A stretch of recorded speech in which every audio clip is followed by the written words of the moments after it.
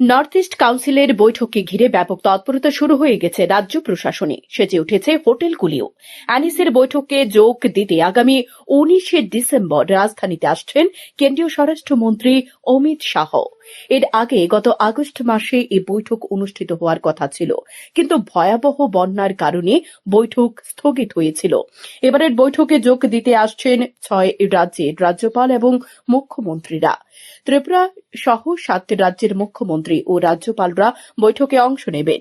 আগামী 21 ও 22 ডিসেম্বর দুদিন হবে অ্যানিসির বৈঠক। এর আগে 19 ডিসেম্বর রাজ্যের আসছেন কেন্দ্রীয় স্বরাষ্ট্রমন্ত্রী অমিত শাহ। তিনি রাজ্য বিজেপি নেতৃত্ব ও মন্ত্রিসভার সদস্যদের সাথে বৈঠক করবেন বলে খবর। বাংলাদেশের সাম্প্রতিক ঘটনাবলী, সীমান্ত নিরাপত্তা নিয়ে এবারে বৈঠকে আলোচনা হবে। উত্তর পূর্বাঞ্চলের 5টি রাজ্যের সাথে বাংলাদেশ সীমান্ত রয়েছে, ফলে উত্তর পূর্বাঞ্চলের রাজ্যগুলোতে অনুপ্রবেশ একটা বড় সমস্যা।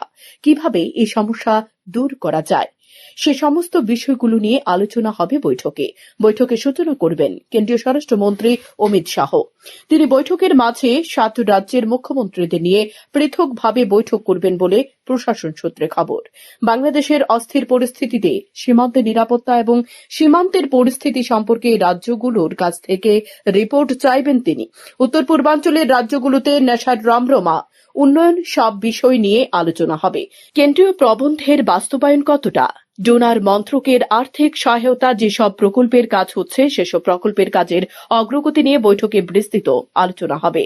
পাশাপাশি আগামী দিনে রাজ্যগুলোর কর্ম পরিকল্পনা নিয়েও আলোচনা হবে বলে খবর। 2008 সালে 13 মে আগরতলার প্রজ্ঞা ভবনে অ্যানিসির 56তম বৈঠক হয়েছিল। সে সময় রাজ্যে ছিল বাম সরকার আর কেন্দ্রে ছিল কংগ্রেস পরিচালিত সরকার। এবার ডাবল ইঞ্জিনের সরকার। জানা গেছে সব মিলে প্রায় শতাধিক প্রতিনিধি আসছেন ধরে নিয়ে শহরের বড় হোটেলগুলো সাজিয়ে তোলার প্রস্তুতি শুরু হয়েছে। কেন্দ্রীয় স্বরাষ্ট্রমন্ত্রী, ডোনার মন্ত্রীর পাশাপাশি আরও একজন কেন্দ্রীয় মন্ত্রীর আসার কথা রয়েছে।